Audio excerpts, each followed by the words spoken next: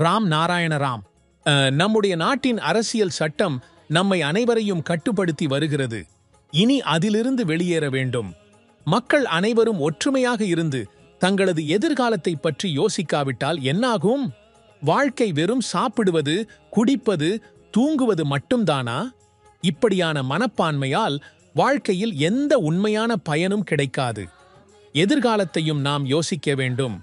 பிறந்தவன் எல்லோரும் இறப்பதே இயற்கை. ஒரு நாள் நாம் அனைவரும் இறப்போம். ஆனால் நம் இறப்பிற்குப் பிறகும் நம் அடுத்த தலைமுறை தொடரும். நாம் நம் எதிர்கால தலைமுறைக்கு என்ன விட்டுச் செல்கிறோம்? சமூகத்திற்கு என்ன கிளறவம் சேர்க்கிறோம்? நம் செயல்கள், நம் சிந்தனைகள், நம் விழிப்புணர்வு, நம் வாழ்க்கையே இதை எப்படி பறிக்க முடியும்? நம் விழிப்புணர்வு சொல்லும் வார்த்தைகளை அனைவருடனும் பகிர்ந்து கொள்ள வேண்டும். மக்கள் சிந்திக்க வேண்டும். ஏனெனில் கடினமான நாட்கள் வர இருக்கின்றன. இந்த அரசியல் சட்டத்தை உருவாக்கியவர்கள் இப்போது இல்லை. அவர்கள் அனைவரும் இறந்துவிட்டனர். இந்த அரசியல் சட்டம் உருவாக்கப்பட்ட போது தனிப்பட்ட சொந்த உரிமைகளை உறுதி செய்யும் வகையில் அமைக்கப்பட்டது. இன்று வரை இந்த தனிப்பட்ட சொந்த உரிமையின் கருத்து மாறவில்லை. இந்த தனிப்பட்ட உரிமை என்ற கோட்பாடு இந்த பூமியில் இருந்து நீக்கப்பட வேண்டும்.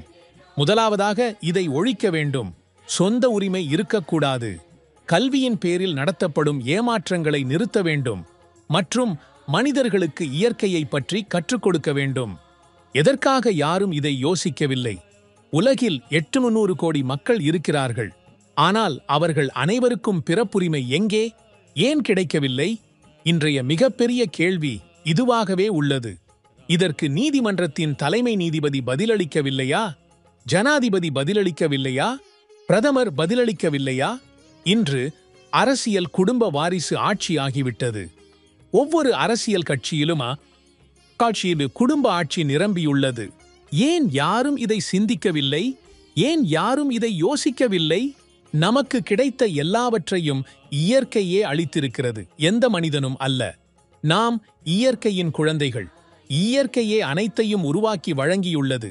ஆனால் நாம் பிறந்தவுடனேயே மனிதனால் உருவாக்கப்பட்ட மதங்கள் நம்மீது திணிக்கப்படுகின்றன.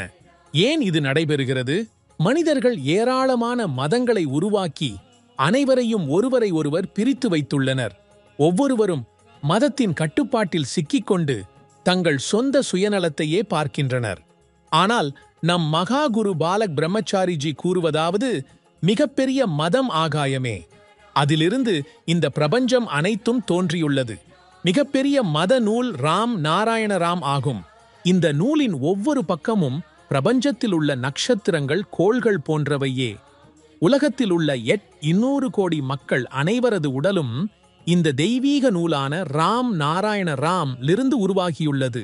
எனவே நாம் நம் இயற்கையுடன் இணைவோம். எப்போதும் நேர்மறை எண்ணங்களை வளர்ப்போம். பரஸ்பரம் அன்பு கொண்டிருப்போம் மற்றும் ஒருவருக்கொருவர் ஆதரவாக இருப்போம். அப்பொழுது வாழ்க்கை எவ்வளவு எளிமையாக இருக்கும் என்று பார்க்கலாம். நாம் நம்முடைய வாழ்க்கையை நாமே சிக்கல்களால் நிரப்பிவிட்டோம். கூடாது என நினைத்தாலும் நாம் வாழ்க்கையை மேலும் சிக்கலாக மாற்றிக்கொள்கிறோம். ராம் நாராயண ராம் உங்கள் சிக்கலான வாழ்க்கையை தீர்ப்பதற்கும் சரியான பாதையை காட்டுவதற்கும் உதவுகிறது. ஒருவர் ராம் நாராயண ராமுடன் இணைந்தவுடன் அவருடைய வாழ்க்கைக்கு ஒரு புதிய நோக்கம் கிடைக்கும். இந்த புதிய நோக்கம் அவர்களுக்கு ஒரு புத்துயிரை அளிக்கிறது. ராம் நாராயண ராம்.